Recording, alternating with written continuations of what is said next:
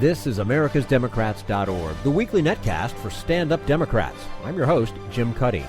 Maryland Attorney General Brian Frosh says the Baltimore riots highlight the need for improving police procedures and systemic conditions of poor health, bad education, and hopelessness.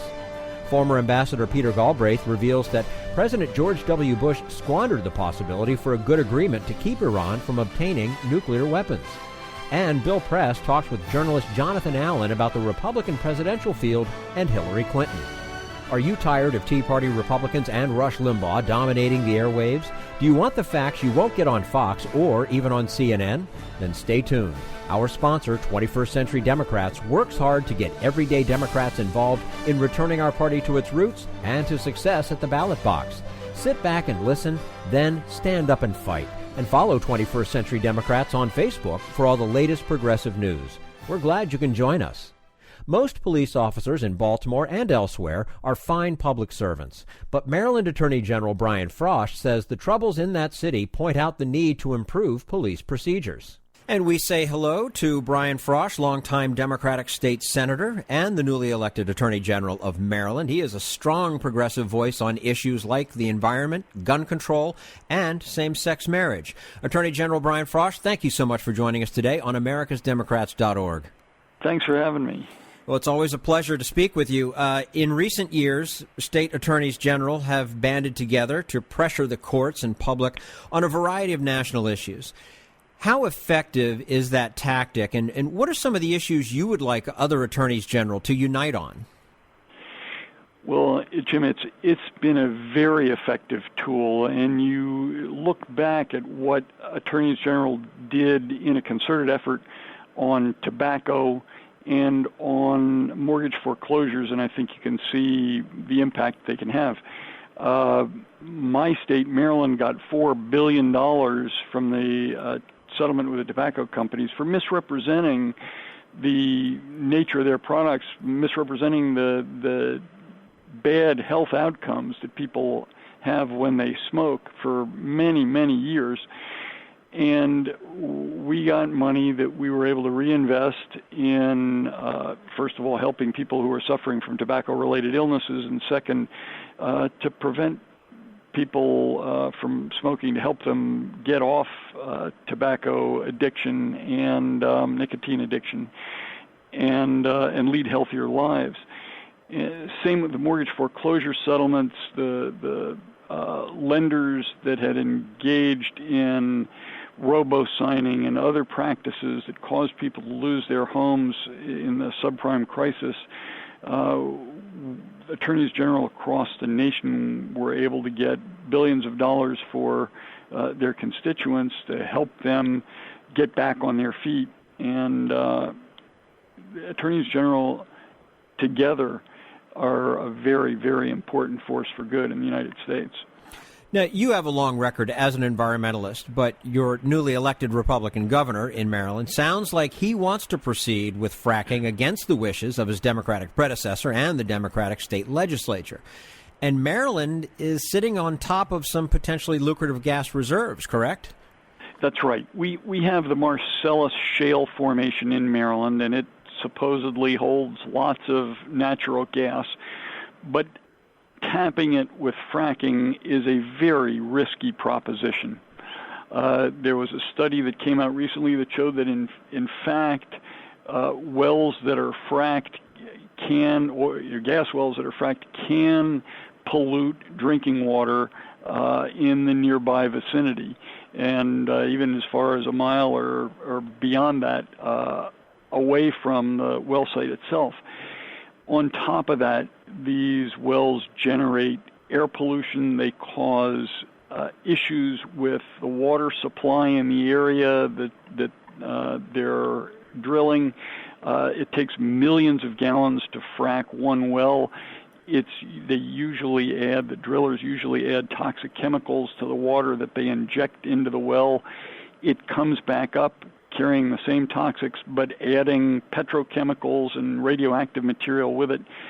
So it requires a lot of water to do it. There is not really a very good solution to what you do with the polluted water when it comes back up out of the well. So fracking presents a series of environmental challenges, and I think we're almost at the point where the water that we're using to frack is as valuable as the natural gas that comes up, maybe more valuable. Just ask the folks in California who are suffering from a very extraordinary drought.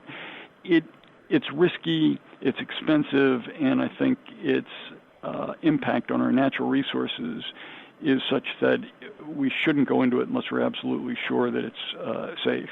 And the other thing about that too is there are clean alternatives that obviously aren't ready for full-time use from consumers, but if we just put our technology and our thoughts into that and brought those up, would it create jobs as well? I mean, that's one of the arguments with fracking. Oh, would it create jobs? But why don't we make the sun energy better? Why don't we do wind power better? That kind of thing. Absolutely. I mean, that's where we ought to be looking. Wind power, solar power are cost-effective at this point, and they don't have the adverse consequences that you see with the extraction of carbon-based fuels. We're speaking with Maryland Attorney General Brian Frosh. You also oppose offshore oil drilling, but you're having some trouble getting other coastal states on board with your view, are you not? Yeah, it's very odd. The Virginia officials support drilling offshore.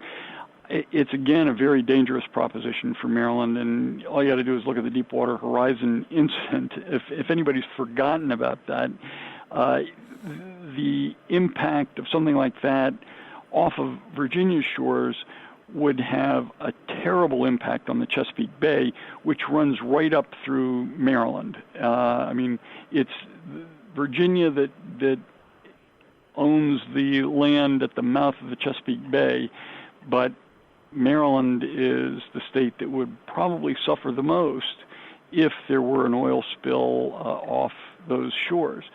And it just ain't worth it. Half the water in the Chesapeake Bay comes from the Atlantic Ocean. It doesn't recharge. The Chesapeake Bay does not recharge quickly. If we had an oil spill there, it would devastate our Chesapeake Bay, our economy, and our tourism industry. You've also, of course, been a longtime supporter of gun control. Have local and state regulations that you support had any effect in lowering gun violence? Well, we passed the Firearm Safety Act in 2013, and I think it's too soon to say with certainty that it has reduced gun violence, but gun violence has dropped since then, and it's dropped measurably. We can look at other states that have some of the protections that we adopted. One of the most important things we did was we said, you want to buy a handgun, we're going to have you give your fingerprints to our state police. This, if you look at other states like New York, New Jersey, Massachusetts, and Connecticut that have laws like that, the rates of gun violence, the rates of gun deaths are lower than they are in demographically similar states like Maryland. And the reason is deters straw purchases. We think straw purchases where somebody who is qualified, who is not disqualified from buying a gun, goes in and buys one for somebody who's got a felony or is in trouble with the law and turns it over to them. We know that those kinds of simple and effective measures can protect Maryland citizens. It looks like they are already, but we know for sure from looking at our sister jurisdictions that in the future, the laws that we pass will save lives. Now, Maryland also a leader in same-sex marriage, and some states and your neighboring District of Columbia have legalized marijuana use. Don't those two issues raise an interesting contradiction for progressives as to whether federal laws should take precedence over state laws? Well, I'm not sure that that's the case. Look, it's federal principles that we rely on to say that same-sex couples ought to be entitled to the benefits of marriage, just as are heterosexual couples.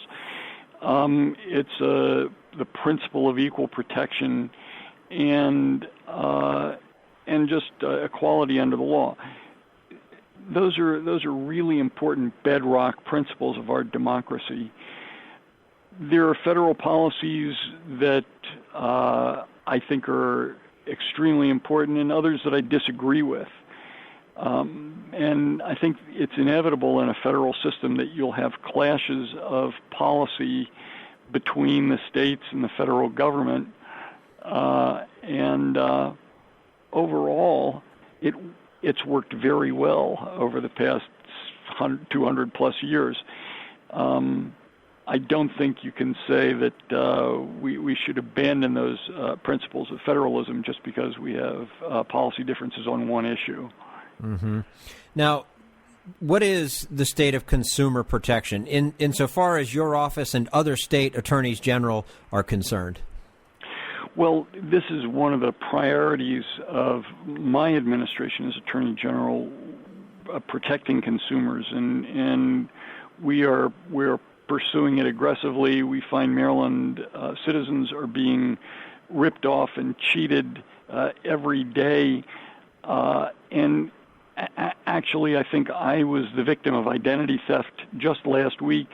It appears that somebody filed a tax return using my name and my wife's name in order to get a refund from the federal government. It's a huge problem all over the United States, and attorneys general have the ability to protect consumers in their states from those kinds of exploitations and rip-offs.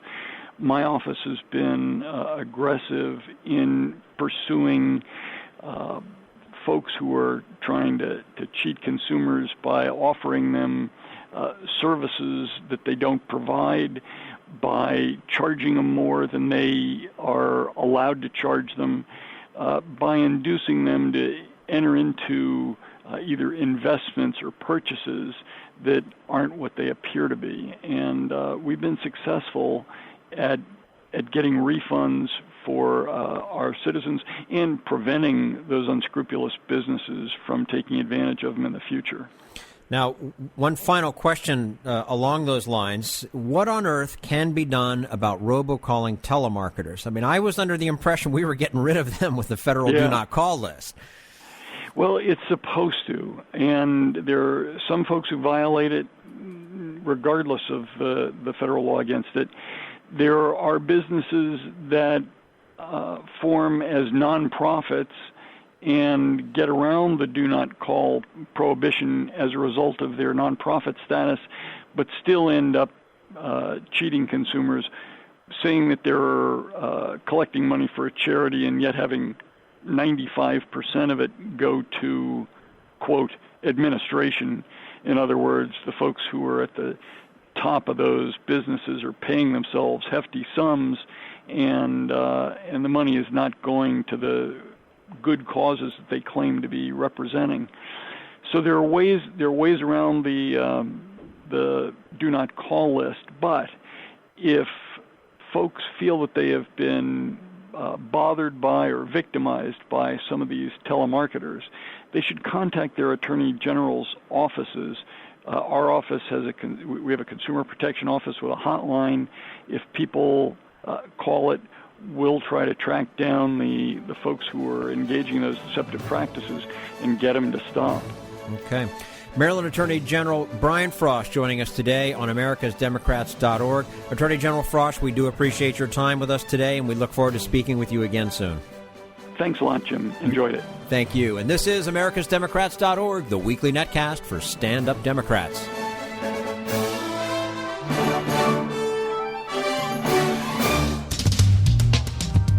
We want you to sit back and listen, but we need you to stand up and fight. Do you want to get involved and help get our party back to its roots and to success at the ballot box? You can make your contribution to Democrats for America's Future and help us keep this show going and to elect Democrats who will stand up for democratic principles. Go to americasdemocrats.org and click on Donate at the top of the page. This is americasdemocrats.org, the weekly netcast for stand-up Democrats.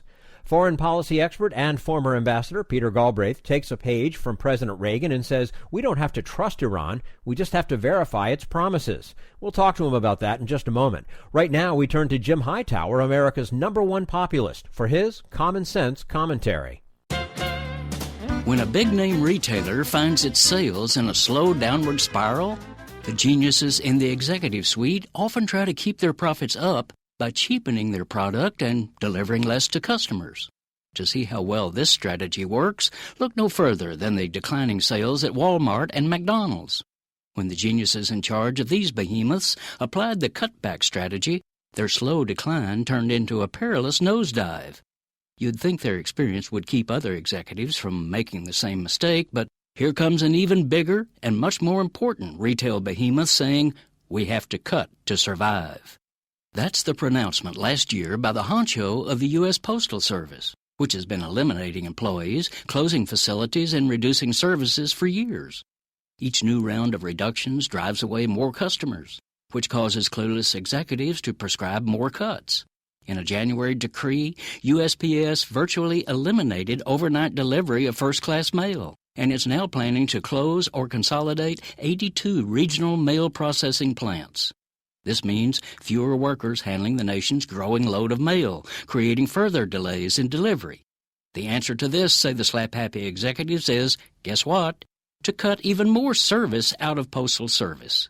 They want to close hundreds of our local post offices and eliminate Saturday mail delivery, which is one of USPS's major competitive advantages. This is Jim Hightower saying, fed up with the deliberate degradation of this vital public service, postal workers themselves are putting forth a vision and an innovative plan not merely for USPS to survive, but to thrive. With more than 70 other national groups, they've forged a grand alliance to save our public postal service. To be part of its actions, go to agrandalliance.org, agrandalliance.org. Need an antidote to the progressive blues? Want some good news about how grassroots folks are rebelling against the corporate powers and winning? Well, here's an easy-to-swallow pill for you, the Hightower Lowdown. Hightower's monthly newsletter will give you the lowdown, even as it lifts you up. It's 4 pages a month, jam-packed with facts you can use, actions you can take, and Jim's own Texas humor, all for only $15 a year. To become a lowdowner, go to hightowerlowdown.org. This is americasdemocrats.org, the weekly netcast for stand-up Democrats. The U.S. could have had a good nuclear deal with Iran back in 2003, says former diplomat Peter Galbraith. But the George W. Bush administration squandered the opportunity. And we say hello to Peter Galbraith, former ambassador to Croatia, senior diplomatic fellow at the Center for Arms Control and Non-Proliferation, where his work focuses on Iraq, the greater Middle East, and conflict resolution and post-conflict reconstruction, specifically in the Balkans, Indonesia, Iraq, India, Pakistan, and Southeast Asia. Ambassador Galbraith, thank you so much for joining us today on americasdemocrats.org. As always, good to be talking to you. Nice to have you back with us. Can we trust Iran to abide by the deal by which the West eases sanctions and Iran becomes transparent about its nuclear program? We don't need to trust Iran. This is an agreement based on President Reagan's maxim, trust but verify. And there is intrusive inspection that is part of this agreement. There are concrete steps that the Iranians have to take, and we will certainly know if they are not abiding by the agreement. What should the United States do if either Iran violates the agreement or Israel acts militarily on its own? Well, if Iran violates the agreement, then the United States and its allies have a whole series of options, from reimposing sanctions to taking military action. And certainly if there was a serious violation of the agreement and it was clear that Iran was in fact trying to acquire a nuclear weapon, then having entered into this agreement and it being clear, not the U.S. saying so, but international inspectors saying so, saying that Iran wasn't complying, then I think the the environment for military action or for airstrikes would be, the world would be much more accepting of it, would have much less harmful impact on the United States and its allies. However, I want to say I think Iran will comply with the agreement. There are enormously important strategic reasons why a nuclear weapon is not in Iran's interest. It is the largest and by far and away the most powerful country in the Persian Gulf region. If it acquires a nuclear weapon, then it's nearly certain that Saudi Arabia, the United Arab Emirates, perhaps Qatar, will acquire nuclear weapons. Egypt and Iran's advantage would be severely diminished. So I've long thought that what the Iranians were after was for the capability, but not actually to go ahead and develop a nuclear weapon. And I think it's not nothing that they also say, and that there's a religious edict on this, a fatwa, saying that nuclear weapons are un-Islamic. I wouldn't rely on that, but I think it is an indication of how Iranians, many Iranians, do think about the issue. Now, with regard to Israel, if Israel at this stage were to launch a unilateral attack, it would sabotage the entire deal. It would certainly do enormous damage to U.S.-Israeli relations. It would leave Israel very isolated, and even from Netanyahu, I don't see that happening. Mm-hmm. The U.S. obviously is against ISIS. So is Iran. At what point do the U.S. and Iranian vital national interests coincide? Well, U.S. and Iranian national interests have been coinciding for quite some time. First, both the United States and Iran are opposed to al-Qaeda, which is a Sunni extremist group who view Shiites, and that's the dominant branch of Islam in Iran. They view Shiites as apostates who should be killed. In fact, in the al-Qaeda ideology, Shiites are far worse than Christians and Jews, who are people of the book. Shiites are people who had been Muslims and then lost the faith, or following a heretical path. So both countries have had an interest in opposing al-Qaeda and other extremist terrorist groups for a long time. Both countries were opposed to the Taliban regime in Afghanistan. But the interests really coincided thanks to President George W. Bush. He justified the Iraq War on the basis of an axis of evil between Iran and Iraq.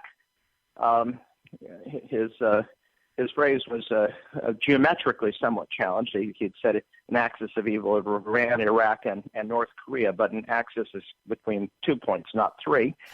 It was also historically challenged because the axis in the Second World War, that is the Berlin-Rome axis, was an alliance. But as a result of his invasion of Iraq, he in fact created a Baghdad-Tehran axis. So that Iran's closest ally in the world is the Shiite-led government in Baghdad that George W. Bush installed or made possible. And so the United States and Iran have a common interest in supporting Iran's allies in Baghdad in governing Iraq, and certainly in their struggle against the Islamic State. Correct me if I'm wrong, but George W. Bush also refused to negotiate with the Iranians way back in the early 2000s about nuclear weaponry and whether or not they should have the program. Isn't that right? Well, this is an extraordinary episode. In the immediate aftermath of the American invasion of Iraq, the Iranians, who had, according to the CIA, suspended their nuclear weapons program, approached the Americans to make a deal. And so full of the victory in Iraq, or so it seemed, to the mission accomplished, the Bush administration said, no, we're not interested in negotiating. I think it was Cheney who said, we don't negotiate with evil. And so what could have been a deal back in 2003 in which Iran would have basically had no centrifuges, would have had no enriched uranium, we squandered that opportunity. So here we are 12 years later, and obviously we have a less good deal now than we could have had in 2003 had the Bush administration been willing to negotiate with the Iranians. Again, an administration which ironically had just accomplished Iran's number one foreign policy goal, which was to get rid of Saddam Hussein and to put in power the Shiite religious parties, one of which was actually founded in Tehran in 1982, and which today constitute, thanks to George Bush, the government in Baghdad. And obviously a lot has happened in those 12 years. So can America abide Iran as a partner while it still foments anti-Western and anti-Israel terrorism in other countries? Well, this is an interesting point. Iran is, if you talk about the Iranian people, probably the most pro-American country in the Middle East. I know that may surprise people, but on a popular level, the United States is much more popular in Iran than even in Israel. And the Iranians want change. There is in the government of President Rouhani it is a reform government. What frankly happens in most reform governments is they develop a certain momentum, and then maybe even that momentum gets away from the people who started the reform. I just look at Mikhail Gorbachev, incidentally, who was greeted with enormous skepticism by the same, right-wing Republicans who are viewing any negotiation with Iran as apostasy. But Gorbachev wasn't the real thing. It was, it was an effort to deceive us. That was the kind of stuff we heard at the beginning of the Gorbachev era. And so one of the advantages of this agreement is that it takes advantage of time. It lasts 10 years, and I think there's every reason to think that the pro-Western, pro-American sentiment of a large part of the American people large part of the Iranian people will prevail, and that 10 years from now, there'll be a very different Iran. In fact, I think there's no real reason why the United States and Iran couldn't become quite close allies. And it is a very rich culture. It's a diverse culture. And certainly on the popular level, the U.S. and Iran have much more in common than we do, say, with our allies on the southern coast of the Persian Gulf, and particularly Saudi Arabia. Mm-hmm. A lot of Americans ask the question, why can't we just let these Islamic factions fight it out amongst themselves? I mean, haven't we lost enough blood and money getting involved in other people's wars? So how do you respond to that? Well, first, our involvement in the fight against the Islamic State is quite limited. We have some advisors in Iraq who are doing airstrikes, and I think that makes sense. I think there are parts of Iraq that are savable. I particularly the Kurdistan region, which again is one of the most pro-American places in the world, which is democratic, which is secular, and which has been very, very stable. So I certainly think it makes sense for the United States to be supporting the Kurdistan government, to be providing weapons not through Baghdad, but to do it directly to Kurdistan. And when Kurdistan moves to independence, and they'll hold a referendum on independence in the next year or two, I think the United States should be one of the first countries to recognize that. As to the rest of Iraq, I think, again, it may make some sense to support the government in Baghdad. in terms of airstrikes. I wouldn't send them very much in the way of sophisticated weapons. The reason that the Islamic State is such a formidable adversary is that it acquired a large part of the weapons that the United States had provided to the Iraqi army. Hundreds of armored Humvees, tanks, artillery, and one of the reasons that it was able to attack Kurdistan is that the Kurdistan military, the Peshmerga, were so outgunned. Well, I don't think it makes sense then to rearm the Iraqi army and expect that we'll have any kind of different result. Anyhow, it isn't an Iraqi army; it is a Shiite army. There are basically no Kurds or Sunnis left into it, so it's another form of Shiite militia. So in the end, this is Iran's ally, and I'd certainly let Iran do more of the support to its own ally. George Bush put Iran's friends in charge of Baghdad. I think it's only fair, instead of U.S. making the sacrifices to hold them up, let Iran send in its forces and help them. Okay. Peter Galbraith, former ambassador to Croatia, senior diplomatic fellow at the Center for Arms Control and Nonproliferation, joining us today on americasdemocrats.org. And as always, Mr. Ambassador, we greatly appreciate your time and look forward to doing it again soon. Indeed. Thank you very much. And this is americasdemocrats.org, the weekly netcast for stand-up Democrats.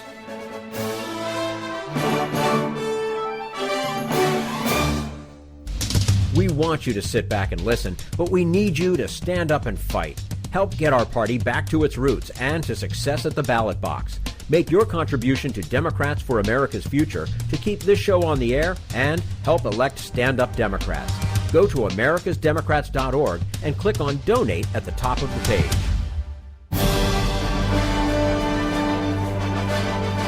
This is americasdemocrats.org, the weekly netcast for stand-up Democrats.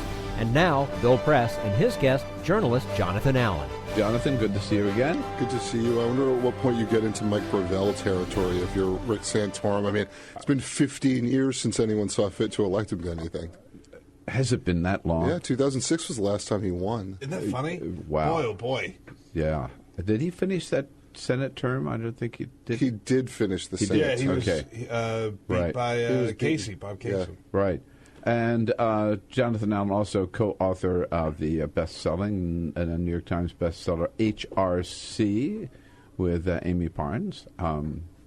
And you're working on number 2 now, right? Working on number 2. Right. Slowly but surely. Okay. We have to wait for the election. Well, Hillary's giving you lots of material. I was going to say, yeah, you certainly have now, rich material. this is only in Washington, D.C. You know, in Hollywood, it's great living in L.A. and Hollywood, as I did for many years, because everywhere you turn around, you run into a movie star, a celebrity. In Washington, D.C., you turn around, you run into a presidential candidate. You ran this morning. Your sighting was Ben Carson, Dr. Ben Carson. President Ben Carson, please. President Ben Carson. I was walking with my son to get breakfast at the local bagel shop on my way here, because if he didn't eat anything and I didn't eat anything, it would be an ugly rest of the day. And there was Dr. Ben Carson ordering an egg and cheese, bagel sandwich. Whoa! Did you do an on-the-spot interview? Right? I did not. You know what? I shook hands, and I had not met him before, and just said it was nice to meet him. I have sort of a rule, especially living here on the Hill, where there are a lot of politicians around. Yeah. You try not to bug them when they're buying breakfast. That's called hustle, John. Come on, buddy. Right. I mean, Barbara Boxer, for instance, goes to the same bagel shop as Ben Carson. So, right there bipartisan coming together. She didn't happen to be there this morning, but she gets stuff for her grandkids, I think, when they're in town. So. And Dick Durbin was at downstairs here in our Peregrine coffee shop yesterday morning. Nice. During the show, and didn't come upstairs. We have a Senator big Durbin. issue. We have a big issue. Maybe that's why Chuck Schumer is going to be the next leader. It might be. So, speaking of candidates... By the way, Chuck Schumer does not stop for breakfast. That's right. Oh, no, I'm sure. That's right. Or anything else. No. Small children, just doesn't stop. All right. So, Ben Carson made his announcement the same day Carly Fiorina did, and then 2 days later, I'm losing track of Mike Huckabee. Mike Huckabee, right. I was going to say, so we got 3 candidates this week. Any one of them have a prayer? No. All right, see you later, John. Thanks, man. No, I mean, Mike Huckabee has a prayer. Mike Huckabee has a prayer. Mike Huckabee could win Iowa. Pastor Mike Huckabee. He will pray. Yes, that's. Do they have a prayer of showing up the Republican convention with some delegates? I think Mike Huckabee might be able to do that. Do they have a prayer of winning the nomination? No, and certainly not the presidency. Why are they doing it? Ego. Like all presidential candidates, it starts with ego. They believe that they are the best person to be the president of the United States, the leader of the free world. That takes a tremendous amount of ego. So I think that's number one. At times you can look at a candidate and say they want to raise an issue or they want to sell books. I don't think that's really the case with. Or they're running for vice president. Well, so Fiorina, I think, maybe running for vice president, or at least running a presidential campaign with an eye on not doing anything to disqualify herself from being a vice presidential candidate. Right. Mm-hmm. Yeah. I think we have to take these folks at their word. She wants to be president of the United States. She's running for president. Great. All in. Good scrutiny. And I think she'll spend a lot of time trying to just make sure she doesn't do anything to disqualify. Who do you consider the top tier? Jeb Bush, Scott Walker, maybe Marco Rubio.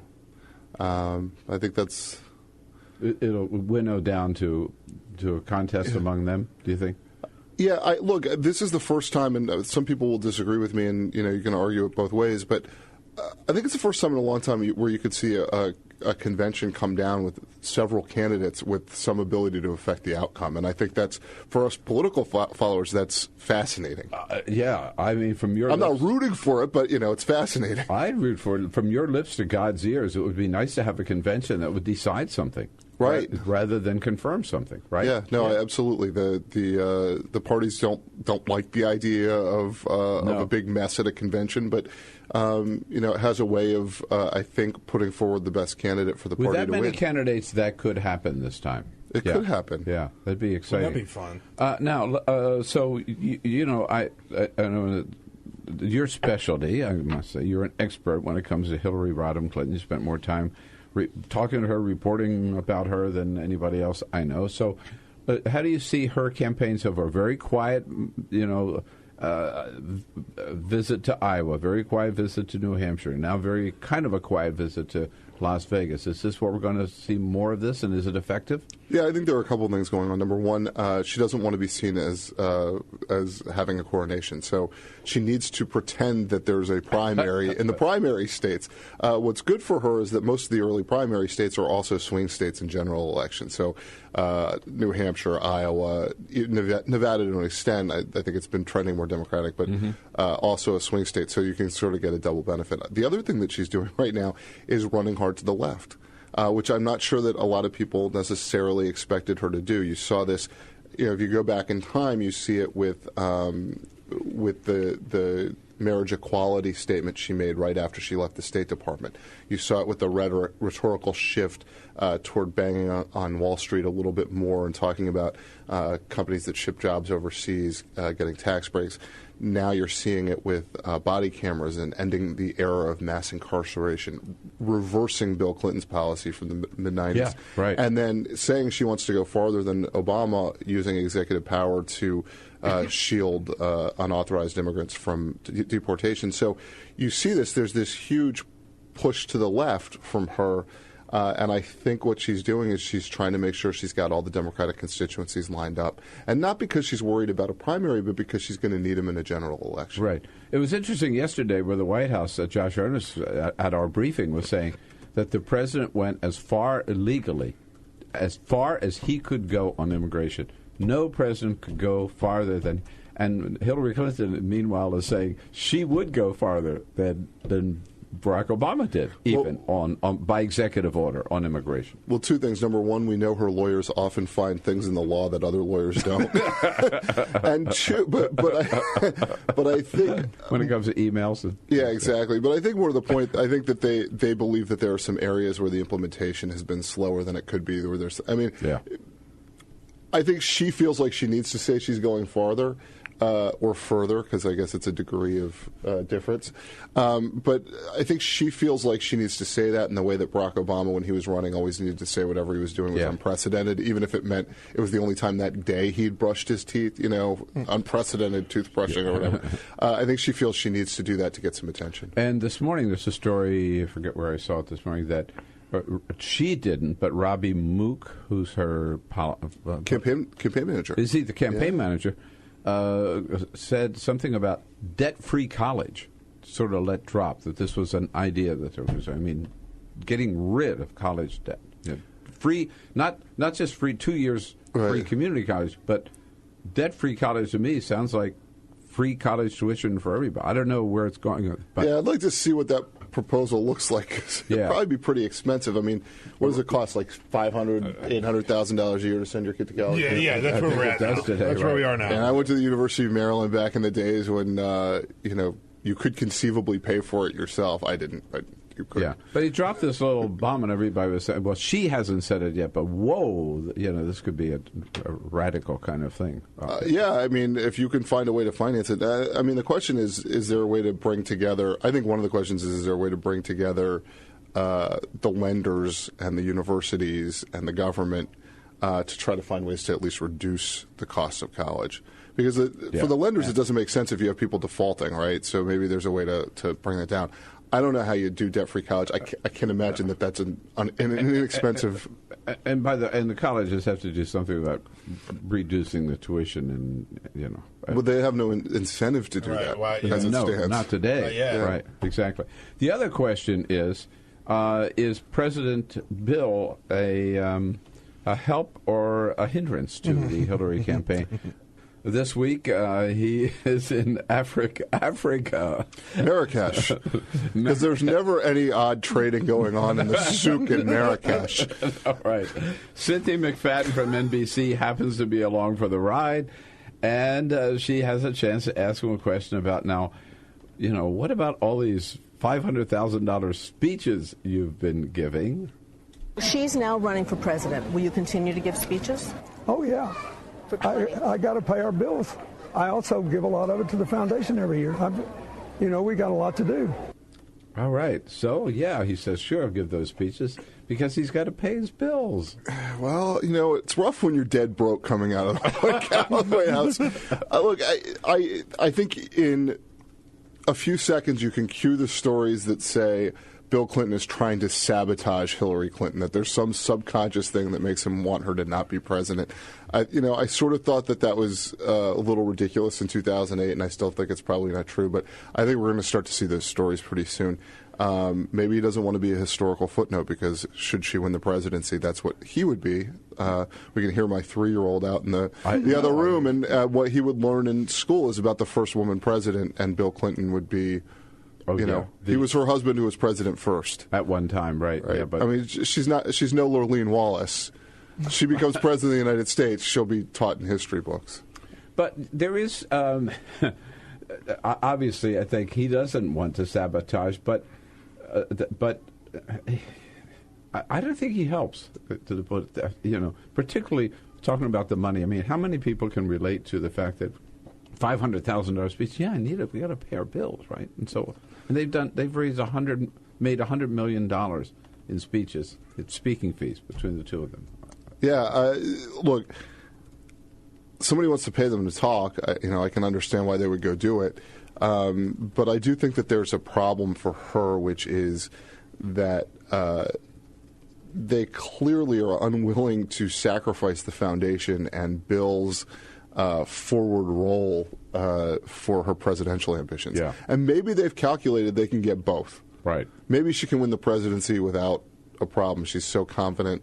But I think what's really going on here is he's unwilling to play second fiddle. And until you're willing to make the presidency your top goal, I think it's hard to win. Right. All right. Now, the Democratic National Committee announced this week they're going to have 6 debates. We didn't think there were going to be any debates at all because it looked like Hillary is just going to have the whole field to herself, but now Bernie Sanders is in. Lincoln Chafee. Lincoln Chafee may get in. He hasn't announced yet. No, but I mean... Martin O'Malley might get in, right? Yeah. Do you think Chafee gets to ask Obama to endorse him? Chafee endorsed Obama, right? Shouldn't he expect the same in return? He can ask him. I'm not sure he's going to get Barack Obama may end up on Lincoln Chafee's But I think the one who can make things interesting, if not difficult, for Hillary is Bernie. Because he's got nothing to lose, right? Absolutely nothing to lose, and he will speak as much on this. One is he makes things more difficult for her and pulls her to the left to a place where she doesn't want to be, particularly on inequality issues, and the other is that she's able to calibrate against him and make herself look more moderate by drawing a line and saying, no, I'm not going there. Classic Clinton triangulation. My guess is it probably depends on the issue. Yesterday, he came forward with a plan that he said would break up the big banks. Right. Introduced legislation that does that. He, in his press release, named J.P. Morgan and some of the bigger banks. The legislation doesn't actually single them out by name, which would be a problem, I think. But I think that's an issue, like, for instance, that's difficult for her. And I think one of the reasons he's introducing that is he knows she's got to make a decision. Is she going to say, yes, I would break up the big banks, which is going to make it harder for her to raise money, or no, that's a bad plan, Senator Sanders, and frustrate some of the folks on the left? But I think people, I acknowledge for Bernie or for anybody who runs against her, it would be a real uphill battle. But people, I think, underestimate. Bernie's a smart politician. He has run 23 races. He knows what it's about, knows how to do it. He knows he's sort of this bull in a china shop, if you will, right? And doesn't care. He'll say what he thinks. Last time around, I ran to his press secretary that day, Michael Briggs, had told me, he did not run one ad when he ran for re-election, and he won by 71% of the vote. Right. So he has the other 29% were home stoned. Right. Right. But then he was running as a socialist in Vermont, right? Right. And won 71% of the vote. I mean, he is. It is Vermont. It is Vermont. I mean, he said when he launched, I've won all these elections. I can take that across the country, and it'll be the same. This country doesn't look like Vermont, right? In many ways. In many, many ways. Right. Look, Ben and Jerry should be everywhere, but the whole country shouldn't be white. I guess my point is, I think he has an appeal beyond just Democrats. Bernie has an appeal among independents, and even some Republicans, just by this anti-Wall Street rhetoric. But that doesn't help him in a primary, and that was that was sort of the essential question. Lynn Sweet of the Chicago Sun-Times asked him at the end of his launch, because he didn't say specifically, "Are you a Democrat?" Right. Or she asked, "Are you an independent?" She said, "Are you a Democrat?" And he said, "No, I'm an independent." And yet he's running for the Democratic nomination. It is hard rhetorically to do that. Structurally, I assume he will, register for all the Democratic primaries that he can. Yeah. But rhetorically, it's hard to do that. I want to represent the Democratic Party, but I'm not actually a Democrat. Well, it's going to make it a lot more interesting. And no matter how many Democrats run, there won't be as many Democrats as there are Republicans. We know that. It's a tour bus. It is a tour bus by the whole thing. All right. Well, your son there, Asher? Yes, Asher. He just looked in. I think he's ready for Daddy to take him. There he is. Hi, Asher. Hi, Asher. Hi, Asher. All right. That's good. That's all for americasdemocrats.org. Thank you to all who made today's show possible. Brian Frosh, Peter Galbraith, and the entire Bill Press team. And thank you for listening. If you liked what you heard, please get involved in our efforts to keep this show going and to elect Democrats who are bringing the party back to its roots. Go to americasdemocrats.org and click on Donate at the top of the page. And be sure to find 21st Century Democrats on Facebook. For americasdemocrats.org, I'm your host, Jim Cuddy.